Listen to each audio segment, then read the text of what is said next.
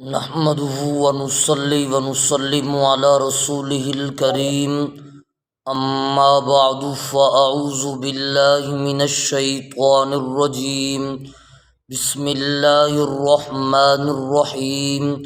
میرے واجب الاحترام سامعین مکرم، آج صبح کی نماز کے بعد ہم آپ حضرات کے سامنے 39 احادیث میں سے 26ویں حدیث ذکر کرنے چلے ہیں، جن کے متعلق نبی پاک صلی اللہ علیہ وسلم نے جنت کی خوشخبری سنا دی۔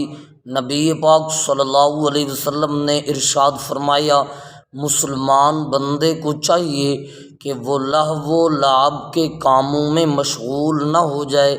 مطلب یہ ہے کہ غیر ضروری کاموں میں مصروف نہ ہو، بلکہ ضروری کام کرے، مثلاً نماز کو قائم کرے، قرآن پاک کی تلاوت کرے اور اپنی روزی کرتا رہے، حق حلال کا رزق تلاش کرتا رہے، محنت مزدوری کرتا رہے، اور غیر شرعی جو کام ہیں، غیر ضروری جو کام ہیں ان میں مشغول نہ ہو، کیونکہ جب بندہ لہو و لعب میں مشغول ہو جاتا ہے تو اللہ کی یاد سے غافل ہو جاتا ہے۔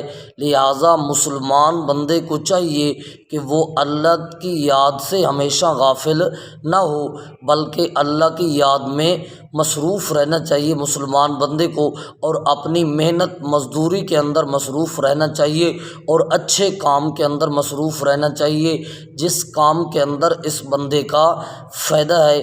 آج کی اگر ہماری حدیث آپ کو اچھی لگی تو ہمارے پیج کو لائک اور فالو ضرور کرنا۔ جزاکم اللہ خیرا۔